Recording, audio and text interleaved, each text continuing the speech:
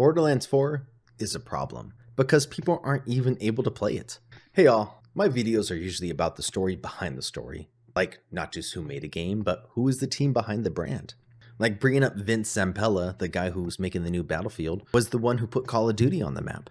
Yang, who made Lost Soul Aside, was originally working on the game all by himself for 2 years before Sony picked it up, and that Team Cherry's long development cycle behind Silksong was due to the devs actually having fun.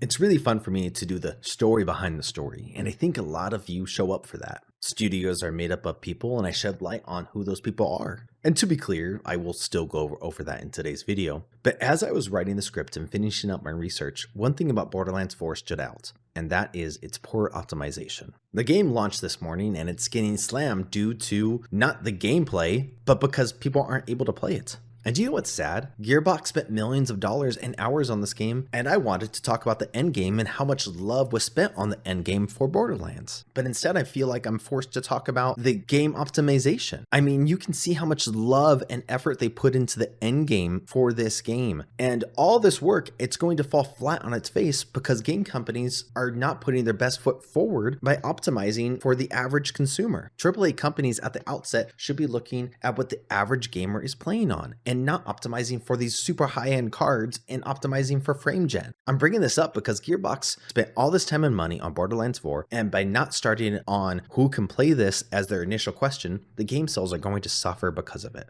And again, not because of gameplay, not because of lackluster story, but because no one can play the darn thing.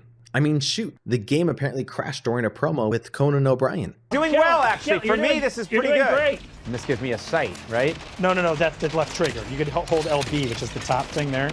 Yeah, hold that. Wait, what? We just went to... What happened? I don't know. Oh, you crashed the game? How?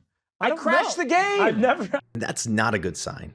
AAA companies, you plan this big trip, like it's a cross-country road trip, and have this beautiful plan, but you forget to check if there's any gas in the tank. No one is going to make the trip if they can't even go anywhere. Borderlands 4 is a problem because it didn't optimize for the average consumer. And more games are launching like this. Do devs think everyone is rocking a 5090? Devs, if you are seeing this, your game should be optimized for a 4060. That's where gamers are today. Silksong is the perfect example of this. We don't need to be running Crisis, we just need the game to run well and be decently beautiful. Nintendo shows this too. You don't need to be the most powerful, you just need to be fun and playable. It's not a good sign where you put in years of effort just to have it fall flat on your face due to thinking everyone is rocking the latest and greatest. I mean, the Steam hardware survey exists for a reason. Use it. It's sad. I wanted to talk about the game's story itself, and the story so far with Borderlands is not, is the game good? The question is, does the game actually run? Because all the reviews are saying the thing is crashing and is needing frame gen to run at 60 FPS.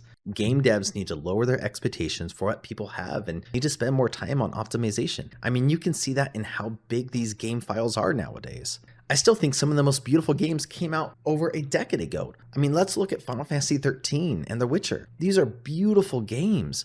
And again, they were released over 10 years ago. This is not a good sign. AAA, optimize, optimize, optimize. This video is starting to become a rant. It's just so frustrating that I can see how much work they put into the endgame and RPG mechanics when researching for this video, and to have all that fall flat on its face due to the devs not checking on if the game is even going to run properly. Anyways, mini rant is over. Borderlands 4 is a problem because it's showing how much AAA is failing to keep the customer first. I figured I should at least touch on that stuff because as I had just finished my research, I know people would be talking about it in the comments. And yes, I agree. It's extremely unoptimized, and it's so sad because it's not going to be a reflection on the game itself. Anyways, on to part 2. The second part of this video is going to be if they can recover from this poor optimization scandal. So click off if you only want the drama, but if you want to learn more about the behind the scenes, stick around for the second half. So it seems like people love Borderlands 2 the most. If I'm correct, that was the highlight of the series. Well, bad news everyone, the Borderlands 2 team is long gone. The first Borderlands was released in 2009 and was led by Matthew Armstrong. He was the lead designer and credited as the creator of Borderlands. His goal for the series was to create a FPS with the depth of an RPG like that of Diablo. Gearbox was actually really skeptical of this idea and was afraid the game was actually going to be a flop. And it wasn't even going to have its iconic cel-shaded style. It wasn't until 1 year before release that they did a hard pivot and changed to their iconic cel-shaded style. With the success of Borderlands 1, Matthew Armstrong stayed on through Borderlands 2 as the franchise director. And for Borderlands 2, they got the GOAT, Paul Hellquist, to be the creative director and lead designer. Why was Paul the GOAT?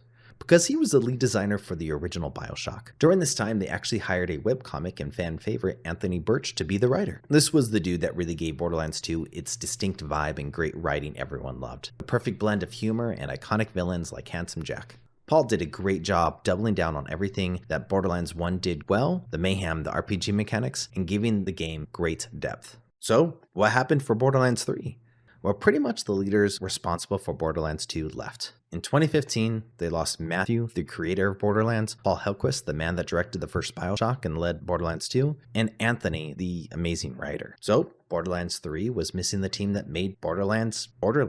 Sam Winkler and Danny Homan took the reins of being the writer of the game, and they continued to write for a lot of the downloadable content. Now, according to the Metacritic user reviews, people didn't really seem to like the writing for the downloadable content either. So just to let you know, Sam is the lead writer for Borderlands 4. That's not to say he isn't going to do a better job. I'm just pointing out his resume. Now, he does recognize that meme culture went way too far in Borderlands 3 and is trying to course correct by allowing the story to breathe more, not force humor for humor's sake. He apparently went back and replayed all the Borderlands just to kind of fully understand the game again and to see where humor landed. And he saw that a lot of the humor landed in the situational awareness and it wasn't really forced upon the player. And he's going to try to do that in Borderlands 4. But where I'm really excited for Borderlands 4 is not necessarily the story. I am actually very optimistic about its actual gameplay and endgame. When I did my research on Lost Soul Side, it was very clear they spent a majority of their time on combat, and that is what people are praising about the game in the end. The story really wasn't praised, but people said that its gameplay was great. And for my research on Borderlands 4, it is clear they spent a lot of time thinking about the endgame and skill tree. For Borderlands 4, they brought on Nick Thurston, who worked on Red Dead Redemption 2 and Red Dead Online. This guy seems to know what he is doing when it comes to actual gameplay mechanics. And boy, in interviews do they talk about the endgame. They really want people to be playing a long time with billions of gun options. Well, they never mentioned the game Destiny. It's clear to me in style, the open world, the loot mechanics, they are trying to succeed where Destiny failed. Dedicated loot drops, weekly challenges. They want people playing Borderlands 4 for a long time. But will people even play? I don't know. You can put all the time and effort into making a game good, but if no one can play it, what's the point? It saddens me that with all this work, Borderlands 4 is a problem. It's showing symptoms of a bigger problem that AAA seems more and more disconnected with average players. They don't even realize people can't play their game. I was not planning on having my video be a rant, but with the launch of Borderlands 4, this is what is being talked about. Not the gameplay, but can you even play the game? And I thought it was important to talk about that. Well, on to next week's research. Hopefully, it's not an unoptimized mess.